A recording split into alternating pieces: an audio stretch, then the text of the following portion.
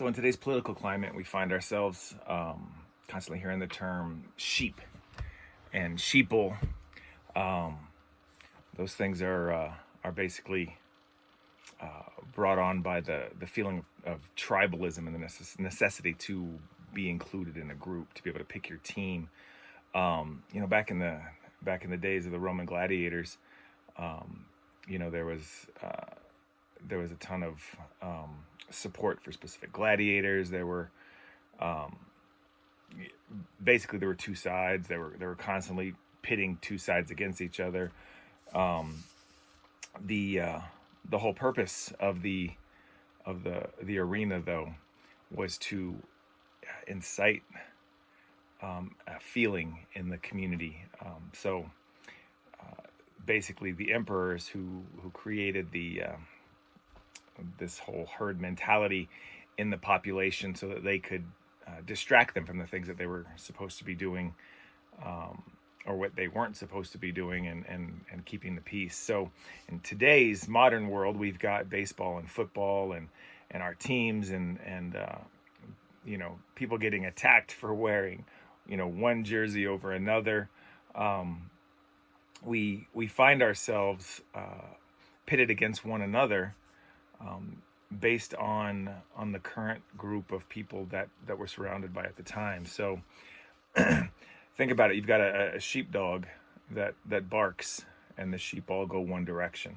They don't think that, hey, maybe I should consider where we're going. They know that that's where the sheep are going. That's where I'm going to go. Herd mentality creates an opportunity for us to be simple and not think for ourselves. It gives us an opportunity to justify our actions.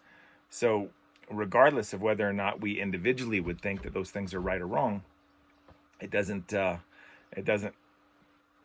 give us the reprieve from accountability. So it's really important in my view to not necessarily discourage your desire to want to follow the herd. There's a lot of marketing groups that try to capitalize on the herd mentality. Do you remember Tickle Me Elmo and the Cabbage Patch Kids? I was actually one of the leading distributors in the world for Pokemon when it came out here in the U.S.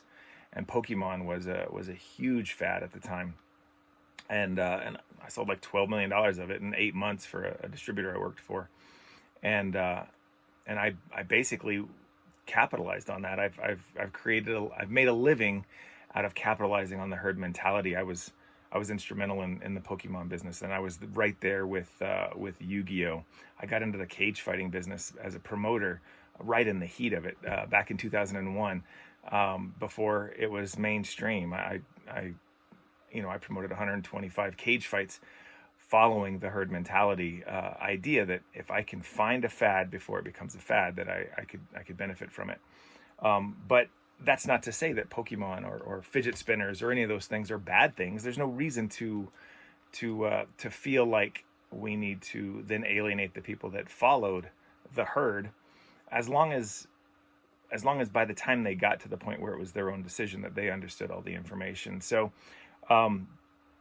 I think that there's a huge movement right now to be as divided as possible, and I think that's hurtful, and I think that goes against human nature. And I think that if we could understand that the herd mentality isn't wrong in and of itself, that it would give us an opportunity to be a part of something that's bigger, of like-minded people, and be able to do those things. But I think it's really, really important that before we follow that sheepdog, that we look up above the crowd and find out where it is we're going. And I think it's really important that as individuals, we don't forget that we're individuals. So I would encourage everyone to recognize the herd mentality, to recognize the mob. When people are carrying torches and pitchforks, make sure that you've got a bucket of water nearby. So keep your head and think for yourself. It's really important that you think for yourself. And that's what I feel about it.